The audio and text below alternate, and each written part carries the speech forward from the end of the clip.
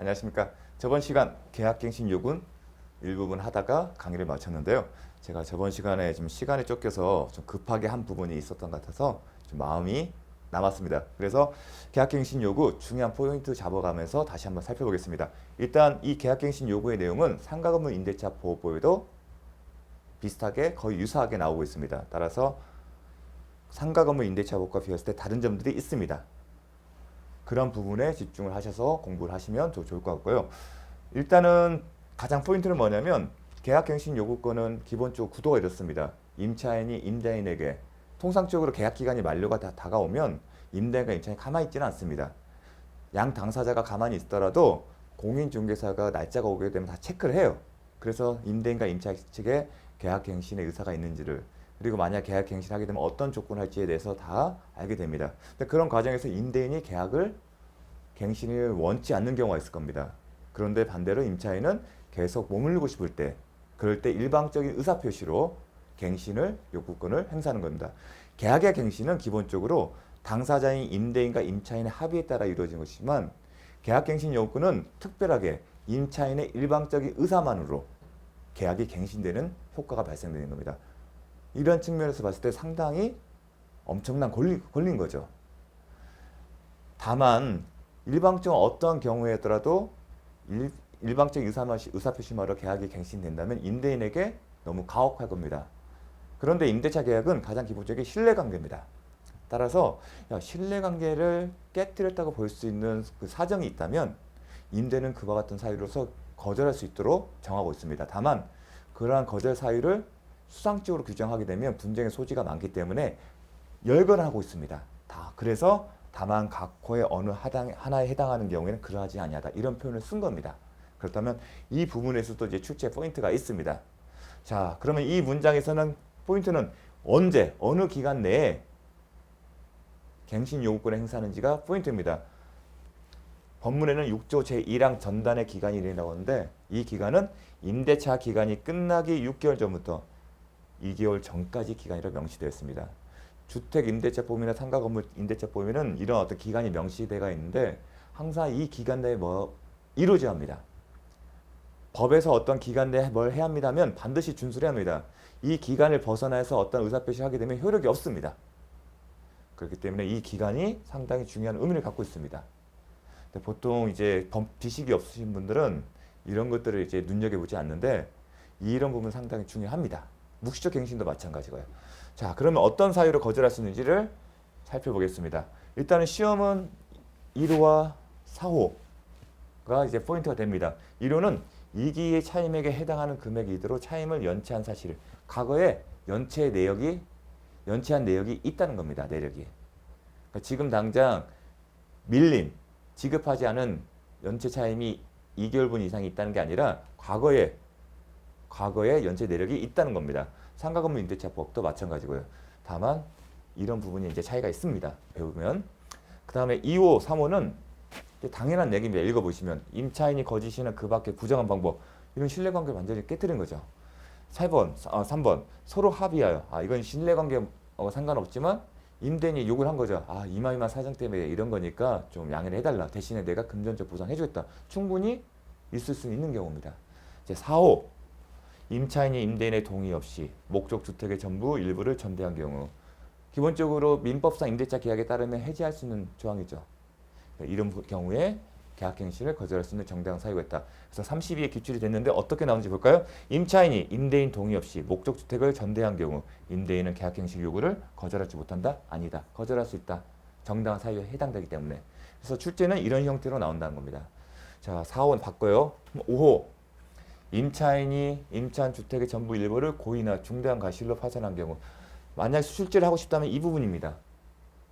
중대한 과실이 아니라 경과실로 파산한 경우에도 계약갱신을 거절할 수 있다면 틀리겠죠.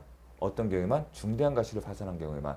6번 임차한 주택의 전부 또는 일부가 멸시되어 임대차 목적을 달성하지 못한 경우, 이제 멸실의 멸실의 책임이 누가 있는지는 묻지 않습니다. 멸시의 원인이 누구에게, 임대인인지 임차인인지 아니면 제3자인지를 묻지 않고 그냥 전부 또는 일부가 멸시되어서 목적 달성할 수 없다. 주택이라면 사람이 살 수 없는 상태가 됐다는 겁니다.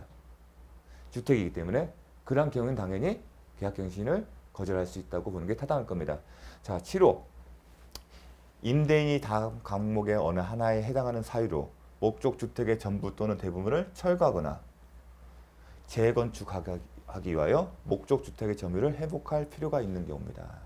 그러한 경우로서 이제 나항, 다항, 가항에 나눠졌는데요. 일단은 나항부터 보겠습니다. 건물이 노후 훼손 또는 일부 멸시되는 등 안전사고 우려가 있는 경우는 당연히 계약갱신을 거절할 수 있는 정당 사유가 됩니다. 왜냐하면 사람이 임대 목적물에 사용수익할 의무는 임대인에게 있잖아요. 근데 안전사고에 염려가 있는데 그러면 철거를 하는 게 다 타당하겠죠. 그래서 이런 부분들은 그냥 읽으면 답이 올 수 있는 상식적 질문입니다. 다음 다른 법령에 따라 철거 또는 재건축, 재개발 재건축입니다. 도시정비법에 따라서. 근데 이제 특이한 건 뭐냐면 가항이에요. 이 법령이 제정되기 전에는 이 사유가 많이 이용됐었어요. 그래서 도로변에 쓰러져가는 건물에서는 임대차 계약을 하지 말라는 격언이 있었어요. 왜냐하면 도로변이면 역세권이에요. 역세권이면 집주인, 상가 건물이나 집주인이 팔 의향이 없어도 누군가 찾아서 팔으라고 계속 얘기하는 경우가 많습니다. 대부분은 신축을 목적으로 하기 때문에 쫓겨나가는 경우가 많았었습니다. 이제 그런 경우가 이제 비일비재하기 때문에 이렇게 명시했는데 어떻게 얘기를 하냐면 임대차 체계듯이 그러니까 임대차 계약이 끝날 무렵에 나 재건축하겠습니다. 철거할 생각이에요. 그런 사유로 계약을 계절하려면 계약갱신을 거절하려면 임대차 계약 체결 당시 공사 시기, 소요 기간 등을 포함한 철거 재건축 계획을 임차인에게 구체적으로 고지하고 즉 임대차 계약 체결할 때 계약 기간이 끝나면 임대인이 이런 계획이 있는데 그 계획을 구체적으로 밝히는 겁니다.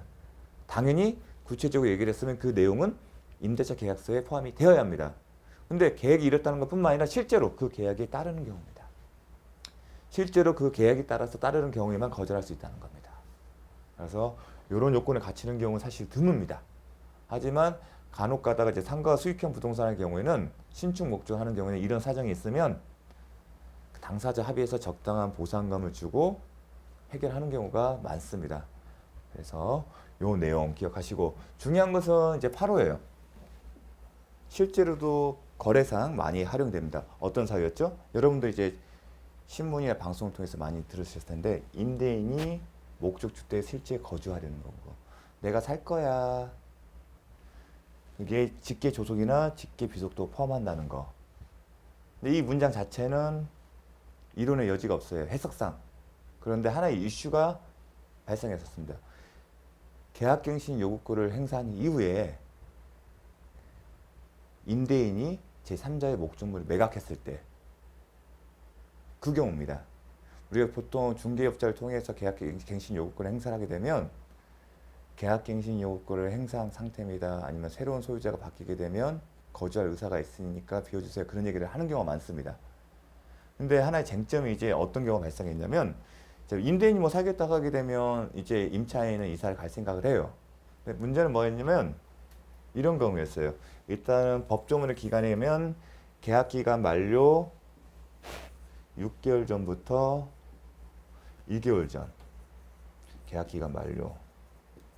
임차인은 이 기간 내에 계약갱신 요구권을 행사할 수 있고 임대인 입장에서는 정당한 사유가 없으면 거절하지 못하죠. 그런데 이 당시 이제 임차인이 이 시점에 임차인이 계약갱신 요구권을 행사를 했어요. 그런데 이 당시에 임대인이 애시당초에 계약을 체결한 임대차 계약의 당사자겠죠. 임대인이 제3자에게 매각을 했어요. 매매에서 새로운 소유자가 등장하는 거예요. 새로운 소유자.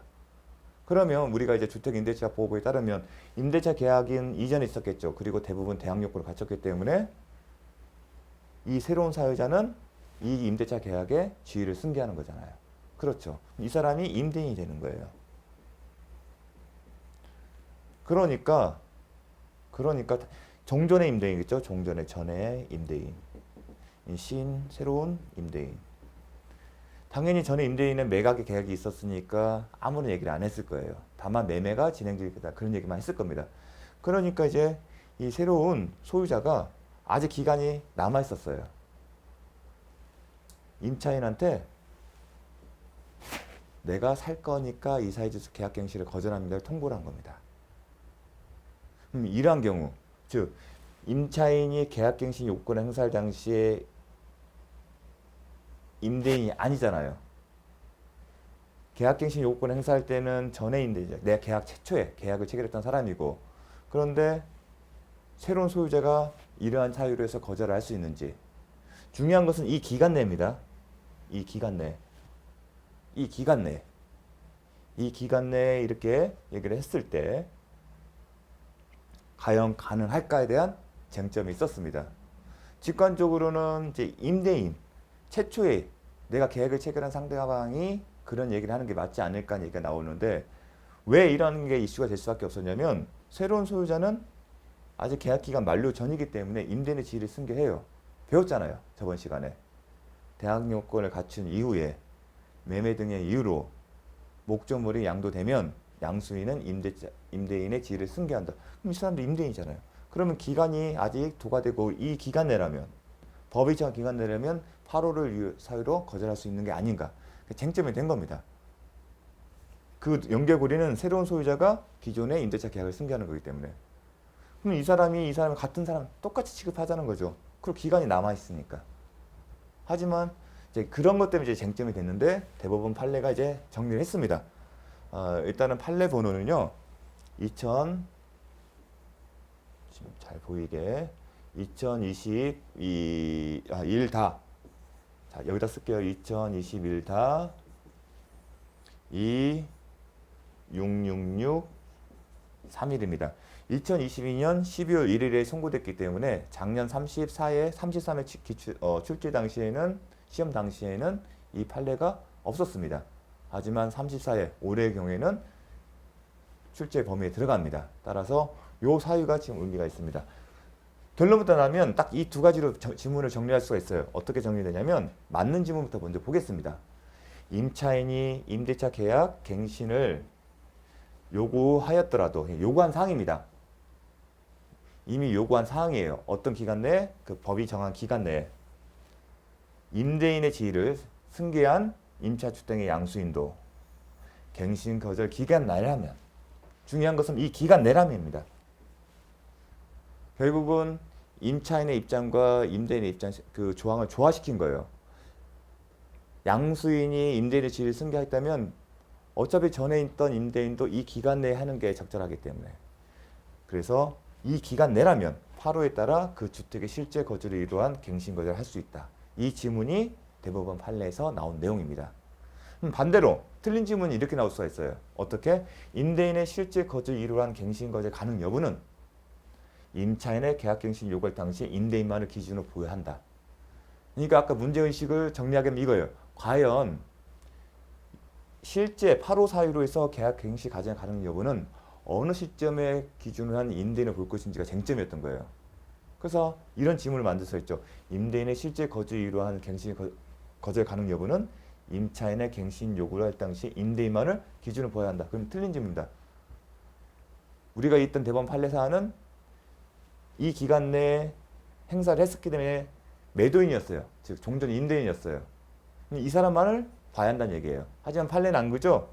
이 기간 내라면 매각에 의해서 목적물을 양수한 새로운 소유자, 즉 새로운 소유자는 임대인의 지위를 승계하기 때문에 이 사람도 이 기간 내라면 8호 사유를 이유로 거절할 수 있다는 겁니다. 상당히 중요한 내용입니다. 그래서 제가 이제 이 판례 내용인데 지문을 한번 만들어 봤습니다. 요 둘 중에서 나오지 않을까 싶습니다. 나오게 된다면 정확하게 암기를 해주십시오. 상당히 중요한 의미 있는 판례입니다. 자, 그 밖에 임차인에서 의무를 현저히 위반하거나 임대차를 계속하기 어려운 중대한 사유가 있는 경우, 제가 서론에 임대차 계약은 신뢰관계를 바탕하기 때문에 신뢰관계를 깨는 경우에는 거절할 수 있다고 보는 게 합리적이다. 그 표현이 바로 이겁니다. 현저히 위반하거나 임대차를 계속하기 어려운 중대한 사유가 있는 경우. 자, 그거를 추상적으로 표현한 겁니다. 결국은 이 9호가 가장 추상적인 일반적 기준이고 1호에서 8호가 그거에 해당되는 사유라고 보시면 될 겁니다. 자, 다음 넘어가겠습니다. 자, 그러면 계약갱신 요구권은 한 번만 1회에 하나여 행사할 수 있다고 명문화되어 있습니다. 근데 상가건물 임대차법은 횟수에 제한이 없어요. 횟수에 제한이 없고 기간, 전체 기간, 갱신 요구권을 행사를 해서 그 기간 언제까지죠? 10년까지 합산해서 10년이 넘었다면 계약갱신 요구권 행사를 못하게 하는 거고, 주택임대차법은 횟수로 1회에 하나여 행사할 수 있다고 했습니다. 그래서 이 부분이 차이가 있기 때문에 32에 기출이 된 겁니다. 자, 그래서 실무에서는 계약갱신 청구권을 행사하게 되면 갱신 계약을 체결할 때 기재합니다. 이 계약은 임차인의 갱신 요구권을 행사한 기초에서 작성된 겁니다. 그렇게 명시를 하는 경우가 많습니다. 그러면 이렇게 계약갱신 요구권 행사에 따라 갱신된 계약은 기본적으로 존속기간의 2년을 봅니다. 이 부분도 중요합니다. 상가건물 임대차법은 그렇지가 않습니다. 상가건물 임대차는 달리 보니까 그때 가서 얘기를 하겠습니다. 사망, 갱신된 임대차는 전 임대차와 동일한 조건으로 다시 계약된 것을 본다. 다만 존속기간은 2년이요. 근데 주택은 대부분 2년을 하기 때문에 종전과 동일하다고 보시면 될 겁니다.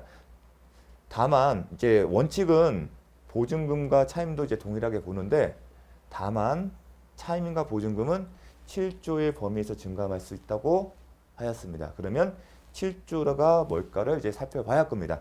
그러면 7조부터 한번 볼까요? 자, 7조에 이렇게 되어 있습니다. 당사자는 일정한 경우 장래에 대하여 차임이나 보증금의 증감을 청구할 수 있다. 이 경우 증액 청구는 임대차 계약 또는 약정한 차임이나 보증의 증액이 있은 후 1년 이내에 하지 못한다. 즉, 이 얘기는 뭐냐면 장래에 대해서 일방적으로 차임이나 보증 증감을 청구권이 있다는 겁니다. 따라서 청구를 하게 되면 보통의 경우는 협의를 하겠죠. 협의가 안 되면 법원에 대해서 청구를 한다면 법원을 통해서, 소송을 통해서 증감액을 결정하라는 취지인 겁니다. 근데 사실상 이게 소송을 통하게 된다면 일정 기간이 도과되기 때문에 많은 시간이 필요해요. 그렇기 때문에 대부분 협의를 통해서 정하는 경우가 많습니다. 보통의 경우는. 그래서 7조를 정한다는 이 얘기인 거예요. 또 한편 이 경우 또 어떤 내용이 중요하냐면, 증액 청구는 언제든지 하는 게 아니라 임대차 계약 또는 약정 차임이나 보증은 증액이 있은 후에 1년 이내는 하지 못한다. 증액이 있으면 1년이 도과한 후에 또 증액을 청구해야지 그 이전에 또다시 못한다는 겁니다. 임차인을 보호하기 위한 규정입니다. 자, 7조 차임대 증감 청구권은 일방적인 의사표시에서 하는 겁니다. 우리가 이제 증감이나 증감 청구권은 여기가 처음이 아닙니다. 자, 뒤로 가서 1항에 따라 갱신되는 임대차의 해지에 관해서는, 자, 이 사망에서는 존속기간 2년을 본다. 전 임대차 동일한 조건으로 다시 계약하면서 본다고 했는데 또 특약이 있어요. 이게 중요하죠. 뭐냐? 임대차의 해지에 관하여 제6조의 1을 입주의 1을 준용한다고 했습니다. 이게 중요합니다. 그러니까 계약갱신 청구권 요구권을 행사를 했을 때 2항과 3항에 강력한 효과가 부여되는 것뿐만 아니라 이 사항이 더 중요합니다. 어떤 거냐면, 임차인은 언제든지 임대인에게 계약 해지 통지를 할 수 있다는 겁니다. 왜 이렇게 중요하냐면, 지금은 임대차 보증금이 몇 년 전까지는 계속 고점이었어요. 고점이 있는 경우에는 사실은 이게 의미가 없는데, 이게 보증금이 어느 순간부터 떨어지기 시작했어요. 그러니까 임차인 입장에서는 1, 2천만 원 차이가 나면 상관이 없을 텐데, 주변 시세를 보니 5천만 원 이상 억 단위로 떨어지는 경우도 있기 때문에 이 조항을 행사하기 시작합니다. 그러니까 부동산의 시장의 변화에 따라서 적용된 조항이 달라지는 경우가 많습니다. 근데 지금이 이 사항이 많이 활용되는 이유는 임대차 보증금이 시간이 가면서 떨어지기 때문입니다. 만약에 올라가면 행사할 일이 없겠죠. 그래서 이 조항은 지금 현 시점에서는 현 부동산 시장의 그 전세 시장의 흐름을 비췄을 때는 되게 유용하게, 임차인이 유용하게 써먹는 조항입니다. 자, 기억할 것은 임대인은 아닙니다. 주택임대차법이나 상가건물 임대차법은 임차인만이 할 수 있는 경우가 많습니다. 그러한 조항인데 임대인에게 해지를 통지할 수 있습니다. 그런데 중요한 것은 해지 통지에서 임대인이 그걸 받으면 바로 효력이 발생하는 것이 아니라 얼마죠? 통지를 받은 날부터 3개월이 지난다는 거. 이 부분도 중요한 겁니다. 자, 요 파트 잘 기억을 해 주십시오. 다음 7조 차임대 증감 청구권은 이제 당사자는 임대인뿐만 아니라 임차인이죠. 증은 증액일 거고 감은 감액일 겁니다. 따라서 당사자, 임대인, 임차인 모두 증액은 당연히 임대인이 행사하는 권리일 거고 감액은 임차인이 주장을 하겠죠. 중요하지만 시험 출제는 증액 청구는 증액이 있은 후 1년 이내 하지 못하는 거야. 근데 중요한 거는 증액 청구예요. 합의가 아니라. 당사자의 합의에 따라 증액하는 게 아니라 증액 청구는 일방이 그러니까 이걸 증액이기 때문에 임대인이 임차인이 일방적으로 증액해 주세요 요구하는 겁니다. 그걸 먼저 기억하셔야 합니다. 자, 그 이유가 다음 페이지에 나올 겁니다. 자, 출제 계약은 2013년 2월 1일 냈습니다. 그런데 임대인율은 2014년 1월 1일 임차인 가백에 500만 원의 보증금 증액을 청구할 수 있다 이렇게 나왔는데 출제 포인트는 계약 또는 증액이 있은 후에 몇 년 내에는 못한다고 했죠? 1년 이내 못했죠. 계약이 있었죠. 1년이 아직 지나지 않았죠. 그렇기 때문에 틀린 질문입니다. 그래서 주택은 아니더라도 상가 건물 임대차 보호 계약이나 그런 경우는 일정 기간 이후에는 까지는 증액을 못한다는 문구를 넣는 경우가 있습니다. 그 바탕은 이런 표현들 때문이었습니다. 자, 제가 방금 증액 청구는 뭐라고 했죠? 증액 청구죠. 이 증액 청구는 합의와 다른 개념이에요. 합의는 뭐죠? 임대인과 임차인의 의사가 일치하는 거죠. 증액 청구는 임대인이 임차인에게 일방적으로 하는 거예요. 의사 표시가 하나밖에 없는 거죠. 임대인 의사. 요거는요. 합의는 임대인과 임대인의 의사 표시와 플러스 임차인의 의사 표시가 합쳐진 거예요. 그렇죠. 달라요. 그 내용을 쓴 겁니다. 자, 중요합니다. 실무에서 이거 많이 혼동하는 경우가 있는데 실무를 하실 때도 이건 분명히 기억을 하셔야 합니다. 저한테 이제 상담할 때도 많이 이런 내용에 혼동이 있어서 물어보시는 경우가 있고 실무에서도 많이 활용됩니다. 자, 읽어보겠습니다. 7조는 차임 증감 청구권입니다. 임대차 계약의 존속 중. 자, 존속 중에 하는 겁니다. 포인트는 첫 번째 포인트는 여기입니다. 언제요? 임대차 계약이 종료되기 전. 이 반대말은 종료 전. 그러니까 존속 기간이 중요하죠. 당사자 일방이 차임 증액 청구는 일방이 의사표시죠. 합의가 아니라고 되어 있었으면 반대말은 합의가 아니라는 거죠. 합의가 아닙니다. 약정한 차임 등의 증감을 청구한 때만 적용된다. 이 표현을 그대로 외워두시면 좋을 겁니다. 나중에 신문할 때도 7조는 많이 물어보거든요. 임차인들이. 임대차 계약의 존속 중에 당사자 일방이 증감을 청구한 때 적용되는 거다. 따라서 계약이 종료된 후 재계약을 하거나 이게 이제 출제 포인트예요. 종료된 후죠. 존속기간 중에 아니라 재계약을 하거나 재계약을 하게 되면 합의가 있었던 거죠. 또는 종료 전이라 이게 좀 맞습니다. 임대차 계약이 종료되기 전에 합의를 한 경우도 있거든요. 임대차 계약 종료 전이라도 당사자의 합의로 차임 등이 증액된 경우에는 적용되지 않는다는 겁니다. 이 표현 상당히 중요하고 주택 임대차 보호법 임대차와 관련된 계약과 관련된 소송에 있어 민사 소송에 있어서도 간혹 활용되는 운영되는 법리입니다. 따라서 되게 중요하기 때문에 이 지문은 판례 내용은 잘 암기를 해주십시오. 실무에서도 쓸 수가 있습니다. 자, 정확하게 종료된 후 재계약을 하거나 임대차 계약 종료 전에도 당사자의 합의로 차임이 증액되는 경우에는 상가 건물 임대차 보호에도 비슷한 규정이 있고 비슷한 논리가 합니다. 수익형 부동산에서 상가 건물 임대차에서 많이 활용됩니다. 그래서 이 부분 정확하게 기억을 해주십시오. 그렇기 때문에 이게 상가 건물 임대차법에서도 왜 중요하냐면 5% 룰입니다. 이제 그걸 벗어나서도 할 수 있냐 없냐 갖고 이제 쟁점이 되기 때문에 그렇습니다. 그래서 유용하게 써먹는 조항이기 때문에 문구이기 때문에 잘 기억을 하셔야 합니다. 자, 마지막으로 주택임대차법은 강행 규정이다. 어떻게 써있냐면 이 법에 위반된 약정으로 임차인에게 불리한 것은 그 효력이 없다. 그러면 보통 제가 편면적이라는 표현을 쓰는 이유는 임차인에게 유리한 것은 효력이 있다는 겁니다. 이 법에 위반된 약정은 법에서 정한 것과 다르게 정했다는 겁니다. 법과 다르게 정했다 하더라도 임차인에게 유리한 경우도 있을 수도 있고 불리한 경우도 있을 수 있는데 유리한 경우에는 효력이 있는 거고 불리한 경우에만 효력이 없다는 겁니다. 자, 여기 이것으로서 주택임대차보호법 마치겠습니다. 자, 잠시 쉬었다가 상가건물 임대차보호법 시작하도록 하겠습니다.